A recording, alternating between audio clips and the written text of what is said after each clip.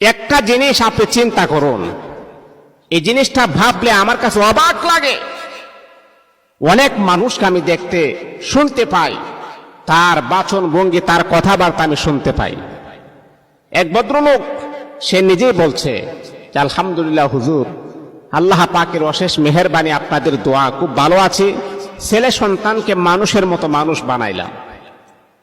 তো এই কথা শোনার পরে আমার কাছে অবাক লাগলো, মানুষের মতো মানুষ বানিয়েছেন, কি বানিয়েছেন? এবার তাকে জিজ্ঞাসা করলাম, ভদ্রলোক আপনার ছেলে সন্তান মেয়ে সন্তানকে কি বানিয়েছেন? তখন বুকটা ফুলিয়ে গর্বের সহিত বলতেছে, হুজুর আপনাদের দোয়া অশেষ মেহেরবানি, ছেলেটাকে ইঞ্জিনিয়ার বানাইছি, মেয়েটাকে ডাক্তার বানাইছি। আহা বাবা মা, বুক বড় আশা নিয়ে, অহংকার নিয়ে, অহংকারী ভাব নিয়ে গর্ব করে আপনি বলতেছেন ছেলেটাকে ইঞ্জিনিয়ার বানাইছি আর মেয়েটাকে ডাক্তার বানাইছি, কিন্তু আহা ছেলেটা নামাজ পড়ে না, মেয়েটা পর্দা করে না, এই নিয়ে আপনার কোনো লজ্জা শরম লাগে না? এই নিয়ে আপনার কোনো আফসোস নাই?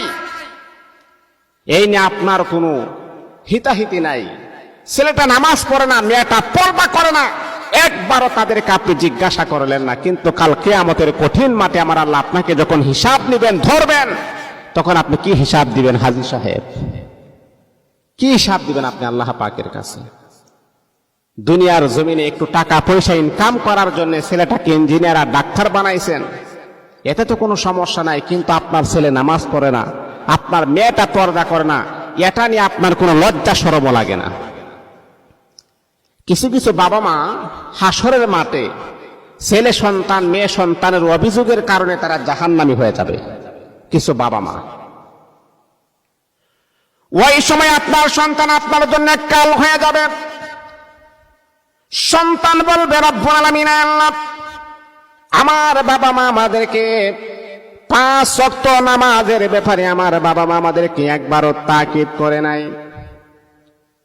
ফজরের নামাজ পড়ার জন্য একবারও আমাদের বাবা মা আমাদেরকে বলে নাই বাবা নামাজ পড়তে হবে, বাধ্যতামূলক বলে নাই। কিন্তু একদিন যদি আমার ইংলিশ মিডিয়াম, একদিন যদি আমার প্রাইভেট মিস হয়ে যায়, তো ইংলিশ প্রাইভেট মিস হয়ে যায়, তো বাবা মা আমাকে অনেক বকাবকি গালিগালাজ করতো। একদিন যদি আমার দুনিয়ার লেখাপড়া যদি মিস হয়ে যায়, তো আমার মা আমার বাবা আমাকে অত্যন্ত গালিগালাজ করতো। আর কোনোদিন আমি যদি বছরের পর বছর, দিনের পর দিন যদি আমি কোরআন শরীফ না পড়তাম, একবারও কিন্তু আমার বাবা মা আমাকে গালিগালাজ করতো না। ওই দিন যখন সন্তান যখন আপনার বিরুদ্ধে আল্লাহ পাক রব্বুল আলামিনের কাছে যখন মামলা করবেন, ওই দিন আপনার এত মুহাব্বতের সন্তান, এত আদরের সন্তান কোথায় যাবে? কার জন্য আপনি কি করলেন? কার জন্য আপনি হাড় ভাঙ্গা পরিশ্রম করলেন, মাথার ঘাম পায়ে ফেলে অক্লান্ত পরিশ্রম করলেন?